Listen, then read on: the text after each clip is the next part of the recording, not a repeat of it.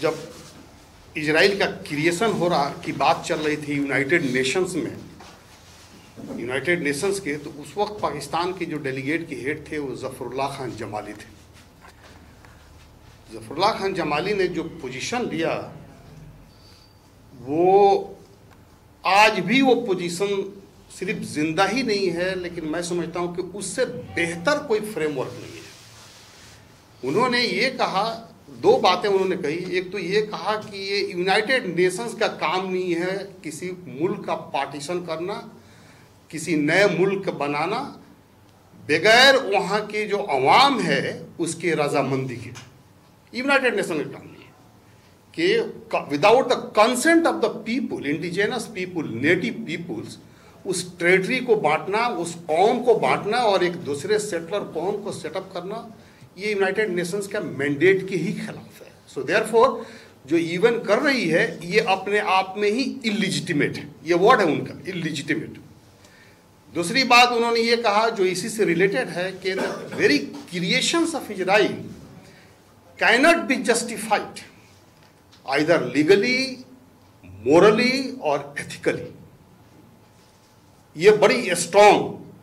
Third बात उन्होंने कहा कि इससे जुड़े हुए कि ये इजराइल का जो यूनाइटेड नेशन से जो आज ये काम कराया जा रहा है, इसके बाद से यूनाइटेड नेशंस का सिर्फ काम लेजिटिमेसी देने का होगा to the illegitimate activity of Israel in future. अब देखिए 48 के बाद अगर आज तक देखें तो एग्जैक्टली यूनाइटेड नेशंस ने वही काम किया है कि हर इजरायली स्टेट को उसने लेजिटिमेसी दिया है, न कि इलीगल और एनी इलिजिटिमेट एक्टिविटी इजराइल को उसने रोकने में वो कामयाब हुआ हो, बल्कि इसके हर इलिजिटिमेट एक्टिविटी को उसने लेजिटिमाइज किया है through different resolutions and all this things. तो ये देखिए कितनी उस इंटेलेक्चुअल्स की दूरंदेशी देखिए कि जो उसने कहा वो किस तरह से बिल्कुल हमारे आंखों के सामने क्रिस्टल क्लियर की शक्ल में है। दूसरी बात यह है कि फजल साहब ने ऑस्लो एकॉर्ड की बात कहा। ऑस्लो एकॉर्ड वाकई में बहुत बड़ा ही एक मिस्चीवियस एंड प्रीपोस्टस नेचर का एकॉर्ड है इंसानी हिस्ट्री में, और उस वक्त सिर्फ एक आदमी उसको अपोज ही नहीं किया था, उसने पॉइंट आउट किया था उसके फॉल्ट लाइंस में कि सॉरी उसके अंदर फ्लॉज क्या है, वो था एडवर्ड सईद, लेकिन उसकी कोई सुनी नहीं गई। उसमें जो बेसिक फ्लॉज उसने पॉइंट आउट किया और मजीद हम लोगों ने पढ़ के उसको कोशिश की समझने की, उसमें ये है कि ऑस्लो एकॉर्ड में अरब ने, पैलेस्टाइन ने और ख़ासकर पैलेस्टीनियंस ने जो conflict to the party to the conflict है, उन लोगों ने इजराइल के लेजिटिमेसी को तो एक्सेप्ट किया, इजराइल ने Palestinians right to self determination को एक्सेप्ट नहीं किया। आप उस एकॉर्ड को पढ़ें। उसने क्या किया कि पीएलओ को कहा कि this is the organisations to represent Palestinians. अब उसमें जो डेफिनेट आर्टिकल द लगाया, हुआ ये कि अदर देन पीएलओ जितने भी पॉलिटिकल फॉर्मेशन उस वक्त थे या मुस्तकबिल में हो सकते थे उसको डिलिजिटिमाइज कर दिया। तो हमास का जो क्रिएशन है दैट प्रीडेट्स ओस्लो। हमास 87 दिसंबर में आता है, ओस्लो बाद में साइन होता है, लेकिन हमास उसी दिन डिलिजिटिमाइज हो गया अकॉर्डिंग टू दिस एकॉर्ड। और जितने भी इस एकॉर्ड के सिग्नेटरीज थे उन लोगों ने हमास को डिलिजिटिमेट डिक्लेयर किया बिलवास्ता तौर पर। आज जो उसको कहा जा रहा है कि ये टेररिस्ट ऑर्गेनाइजेशन है, इसकी कोई लेजिटिमेसी नहीं है, उसकी जेनेसिस वहां पे मिलती है। अब देखिए कितना बड़ा मिस्चीवियस गेम खेला Israel with the help of its allies, और अरब के लोगों को समझ में नहीं है कि क्या हो जाए, अल्लाह वालम। उनको समझने में जितना वक्त लगेगा, कम वक्त में हम लोग इस्लाम को समझ के बेहतरीन मुसलमान हो सकते हैं, तो ज़्यादा वक्त देने की भी जरूरत नहीं है। तो ये हुआ। दूसरी अहम बात यह कि उसमें फॉल्ट लाइन एक तो ये है, दूसरा ये है कि उसने ये कहा बहुत ही वाज़ेह तौर पर, हाँ, दूसरा ये है कि उसने फॉर द फर्स्ट टाइम जो टेरिटरी को जो डिक्लेयर किया गया उस वक्त जो 22% ऑफ द टोटल पैलेस्टाइन था, 22%, जबकि यूएन रेजोल्यूशंस 181 ने पैलेस्टाइन के लिए 43% एलोकेट किया था, वो 43% एलोकेट होकर 22 पर आया। तो जिस वक्त वो 22 एलोकेट किया, उसको 3 हिस्सों में उसने बांटा और उस पर आप सिग्नेटरी हुए। तो टेरिटोरियल फ्रेगमेंटेशन हुआ और उस फ्रेगमेंटेशन को आपने लेजिटिमाइज किया। तो आज जो सेटलमेंट्स है, हम आप कहते हैं कि ये इलीगल सेटलमेंट है, लेकिन इजरायली इंटरप्रिटेशन के हिसाब से वो इलीगल इंटरप्रिटेशन नहीं है, वेरी लीगल इंटरप्रिटेशन उनके हिसाब से, और उसको बैकअप करता है वेस्टर्न वर्ल्ड। बाकी ठीक है कि हम यहाँ सेटलमेंट करेंगे तो will create so called new ground realities, और उसी को बेस बनाकर हम निगोशिएट करेंगे, जो फजल साहब ने पॉइंट आउट किया। तो वो जो निगोशिएशन की स्ट्रेटजी होती है उसमें तो काम आ ही रहा है, लेकिन पर से वो इलिस्टिमेट है, अकॉर्डिंग टू इलिस्टिमेट नहीं है अकॉर्डिंग टू देयर इंटरप्रिटेशन। हमारे लिए तो इलिस्टिमेट है, there is no doubt in. एक तो ही है। तीसरा जो इसमें ये हुआ कि उसने सिर्फ ये इजराइल कहा कि हम फ्यूचर में जब भी बात करेंगे तो पीएलओ ही बात करेंगे, और पीएलओ से जब भी बात हुई तो पीएलओ से कभी भी उसके बाद से इजराइल ने पैलेस्टीनियन स्टेट बनाने की बात नहीं किया। How much you cooperate with us to consolidate, to further consolidate over the land, ये उसकी एडवर्ड सईद ने बहुत ही बारीकी से इस पर लिखा है कि आप मुझसे, आप बात करने का मकसद ये नहीं कि हम पैलेस्टीनियन स्टेट बनाने जा रहे हैं, बात करने का मकसद ये कि आप मेरे साथ किस हद तक टाउन कर रहे हैं कि हमारी दाखिली सूरत हाल मजबूत हो और हमारी लेजिटिमेसी, इंटरनेशनल लेजिटिमेसी गेन हो, और तीसरी बात यह है कि हम जो हमारे सेटलमेंट्स हैं उसको लेजिटिमेसी मिले। तो ये हम उसका ऑब्जेक्टिव रहा है। ऑब्जेक्टिव कभी नहीं रहा है नेगोशिएटिंग टेबल पे कि एक पैलेस्टीनियन स्टेट आना चाहिए। हम बदकिस्मती से हम उसको सेव नहीं कर पाए, लिख नहीं पाए, खुद मेरी पढ़ी हुई बात है, and I am desperately looking for any references. ये जो यूएस का फॉरेन सिक्योरिटी है, इस कन्फ्लिक्ट होने के ठीक चंद दिनों पहले कहा था कि वो अपने आप नहीं कहा कि it is not in our imagination, जुमला आप लोग सुने, it is not our imagination to visualise, to imagine any kind of full-fledged sovereign Palestinian state in Palestine. In the name of his state, some kind of entity will be there, which will function at just like municipality, baldiya. लेकिन full-fledged sovereign state हमारे waste की imagination का हिस्सा नहीं है. He did not talk about policy. He talked about कि हमारे imagination में नहीं है.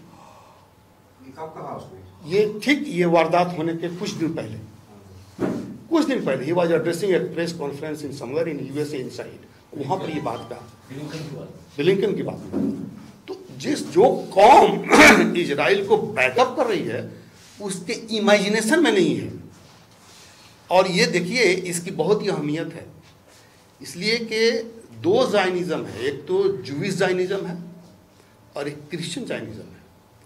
क्रिश्चियन जायनिज्म जूइश जायनिज्म से प्रीडेट करता है, उसकी वजूद बहुत पहले थी।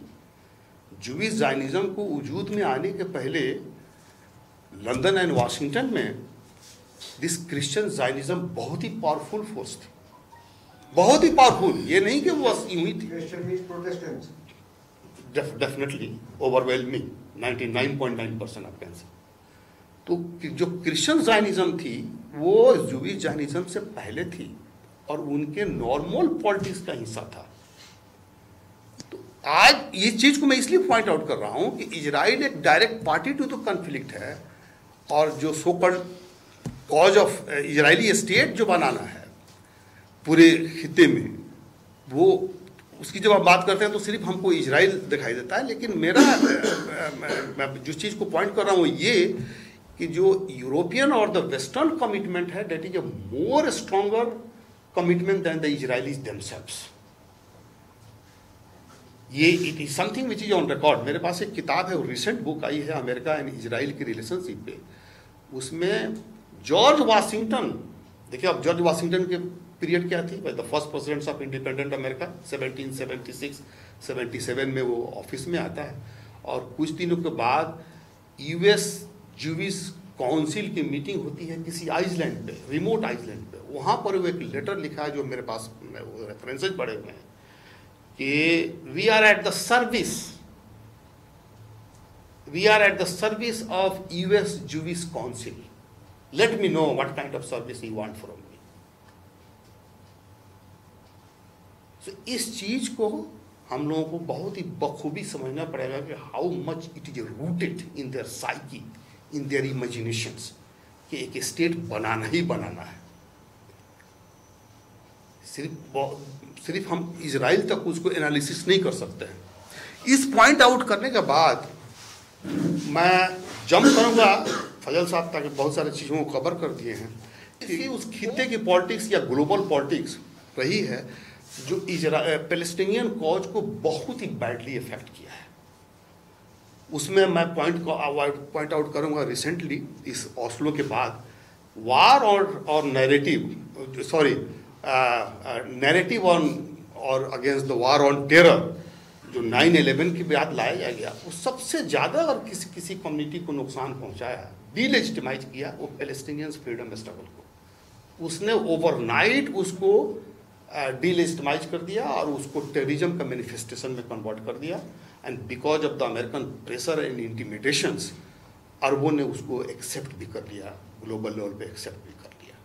तो सबसे ज़्यादा अगर कोई कम्युनिटी हेवी प्राइस पी की है उस नैरेटिव का, वो पैलेस्टीनियंस हैं कि उनकी बहुत ही लेजिटिमेट फ्रीडम स्ट्रगल डीलेजिटिमाइज कर दिया गया in the eyes of the global communities. एक तो वो बहुत डेंजरस हुआ। सबसे डेंजरस उसके बावजूद जो डेवलपमेंट होता है, अरब स्प्रिंग जिसका नाम दिया गया, हालांकि वो कहीं से स्प्रिंग नहीं था, ये अगेन हमारी गुलामी है कि उस फ्रेज को हम इस्तेमाल करते हैं। The phrase was coined by the Europeans, not by the Arabs themselves. जो अरब स्प्रिंग था, इसमें दो चीज़ें पोस्ट अरब हुई हैं जो पैलेस्टीनियंस को भी और हम लोगों को भी बुरी तरीके से मैंने अफेक्ट किया है। उसमें ये हुआ कि जो अरबों में जो स्टोरीज हुआ, अवामी स्टोरीज, और ये स्टोरीज जो था, it was caused in the modern language of freedom, justice and all this things. ये इसको रोकने के लिए जो अरब की रिजीम्स हैं, अवाम की बात नहीं कर रहा हूँ, जो अरब के रिजीम्स, इन लोगों ने दो काम किया। इन लोगों ने इस्लाम को सिक्योरिटाइज किया, securitization of Islam. Islam was made as a source of threat to us, so therefore Islam needs रीइंटरप्रिटेशंस।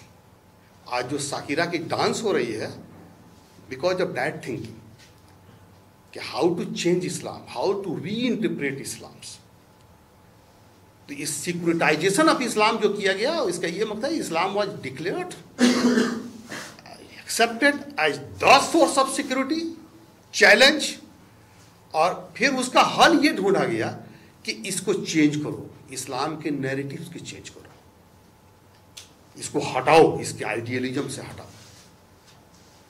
और उसको आइडियलिज्म से हटाया गया तो वहाँ पे स्पेस क्रिएट किया गया कि how to import something from the west in the name of modernisation. वो मॉडर्नाइजेशन नहीं हो रहा है, वेस्टर्नाइजेशन हो रहा है बेसिकली। इसका दूसरा पहलू ये सिक्योरिटाइजेशन का ये था, दूसरा पहलू इस सिक्योरिटाइजेशन की ये था कि relationship with Israel was desecuritized. Earlier, इसके पहले, Israel was always considered as the source of security, okay. लेकिन यहाँ पर ओवरनाइट ये रिकंस्ट्रक्शन किया गया कि इजराइल के साथ ताल्लुकात जो हमारा है, इसको डिसिक्योरिटाइज करो। It must not be seen through the prism of security, इटको नॉर्मल बनाओ। और यही थिंकिंग लेड किया फाइनली अब्राहम एकॉर्ड के पास। और अब्राहम एकॉर्ड में की जो चीज़ें हैं, उसमें तीन चीज़ को मैं पॉइंट आउट करूंगा। इस अब्राहम एकॉर्ड का मैं एक तो पैलेस्टीनियन कॉज को फॉर एवर के लिए दफन किया गया कि this is no more a cause for us. और अब उसके बाद से जो चीज़ें फ्रस्ट्रेशन आई, वो तमाम चीज़ें जिसको फैजल साहब ने पॉइंट आउट किया, वो एक जगह। दूसरा उसमें ये किया गया कि let us unite with the help of Israel first to fight the Iranian menace. तीसरा ये हुआ कि let us allow to emerge a kind of pax Israelica, pax Israel. इस पे अनफॉर्चुनेटली मैं नाम लूँगा, लेकिन सिर्फ नाम ही लूँगा। वो एक पाकिस्तान में कोई गामदी साहब है, पता आई डू नॉट नो, उस आदमी को मैं बहुत सुनता था, लेकिन एक दिन ऐसा जुमला बोला वो बेहुदा, I am sorry to use this, I am deliberately using this word, कि मैंने सुनना छोड़ दिया। उसने कहा बजाते, और उसने इंटरप्रेट कहा इस्लाम के तारीख में, कुरान और हदीस की तारीख नहीं थी, लेकिन इस्लाम के तारीख से इंटरप्रेट कर रहा था। वो ये कह रहा था कि जो नॉर्दर्न अरबिया है, north of Syria including Syria, यहाँ पर इजराइलियों का हक है, और साउथ ऑफ दैट यहाँ पर अरबों का हक है। तो ये हो जाना चाहिए, ये बहुत ही वाज़ेह है। आई वाज शॉक्ड कि इस तरह से भी इंटरप्रिटेशन होती है। और उन्होंने कहा कि ये अल्लाह का यही वो है, मैप है अल्लाह के दिया हुआ। And for justify his this kind of thinking he quoted so many हदीस and this and that. I do not agree with him, therefore I do not want to quote भी आल्सो हदीस। तो ये thinking कुछ अरब के intellectuals में पहले से थी कि let pax Israelica come out in this part of the world and let us consolidate here. ये अब्राहम एकॉर्ड में इन बिल्ड था। तीसरा अब्राहम एकॉर्ड में एक ये था जो चंद दिनों पहले हमको इन्होंने ही लिटरेचर भेजा, तो उसमें हमको बहुत ही वाज़ेह तौर पर मिला, जिस चीज़ को हम इमेजिन कर रहे थे। For the first time I got A literature कि Jewish community were started locating their territorial lands or the inhabitants and the residential of their forefathers in certain Arab countries, Morocco and this and that, and they had started preparing a list to put before the Arab leaders as a demand कि हमको तुम लोग compensation दो। हमारे four fathers Egypt में रहते थे, Morocco में रहते थे, अल जजीरा के तरफ रहते थे, यहाँ रहते थे, वहाँ रहते थे। They migrated, they went to Europe, they have come over to the Israel. तो हमारी इतनी लैंड हमारी कंपनसेशन होनी चाहिए। As they are claiming compensation from Europe even today, on the similar patterns they are making a plan to seek compensation from the Arab world. अब आप देखिए कि किस तरह की गहरी उनकी माइंड सेट है। तो ये चीज़ें अब्राहम एकॉर्ड के अंदर चल रही थी। ऐसा नहीं है कि अब्राहम एकॉर्ड, ये तमाम अब्राहम एकॉर्ड के ओवर ए लार्जर अम्ब्रेला इस चीज़ को किया जा रहा था gradually.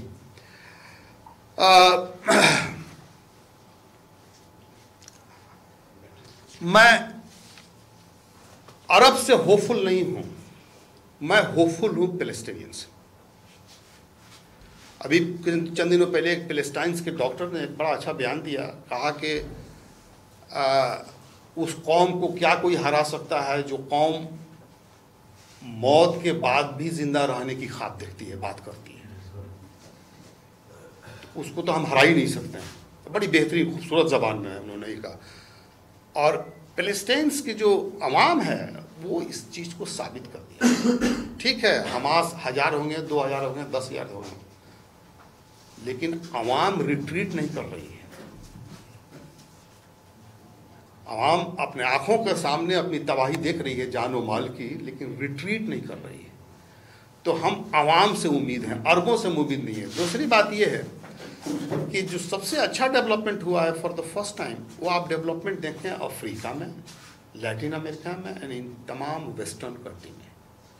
For the first time आम आदमी सड़क पे आया हुआ है, लेड बाय इंटेलेक्चुअल्स। जो इंटेलेक्चुअल लीडरशिप उसको मिली है वो यूरोप में, वेस्ट में पहले मर्तबा मिली है पैलेस्टाइन के कॉज पर, जो इसके पहले नहीं थी और मैसिव तादाद में है। दूसरी अहम बात यह है कि अफ्रीका ने जो पोजीशन लिया है, किस तरह से अफ्रीका ने उसको लिंक किया है from their own fight against colonialism, imperialism, for their own rights, उसको उससे लिंक किया है, very aggressively and very honestly link किया है। यही काम लैटिन अमेरिका भी किया है। और लास्ट पॉइंट ये है जो हमारे लिए लॉन्ग टर्म में बहुत अच्छी बात है कि for the first time Palestine के इशू पे या इजराइल के इस इशू पे यूरोप में बहुत ही क्लियर कट डिवीजन इमर्ज किया है बिटवीन कैथोलिक्स एंड प्रोटेस्टेंट्स। जितने लोग सड़क पे हैं यूरोप में, उसमें ओवरवेलमिंग कैथोलिक्स हैं। they are gradually refusing to refuse to accept the interpretations of Bible or any religious text and the history by the Protestants, which resulted in the creations of this. और ये उनको मजबूर भी किया है, the way Israelis have been humiliating the Christians of Palestine. मैं यही इसी ऑप्टिमिज्म के नोट पर मैं ख़त्म करना चाहूँगा, लेकिन लास्ट पॉइंट ये कहूँगा कि हम लोगों को बहुत ही मोरल लेवल पर वोकल होने की ज़रूरत है, and we are not unfortunately. किसी को सिर्फ क्रिटिसाइज कर देने से अपनी जिम्मेदारी पूरी नहीं होती है। अरब के अवाम को तो मैं नहीं कुछ कहता, they are very good people. अगर अरब की हुकूमतें कुछ नहीं कर रही हैं जिसकी वजह से आवाम नहीं कर रही हैं, तो हम भी कुछ नहीं कर रहे हैं। और बदकिस्मती तो ये है कि हम अपने लिए भी कुछ नहीं कर रहे हैं। शुक्रिया, अस्सलाम वालेकुम।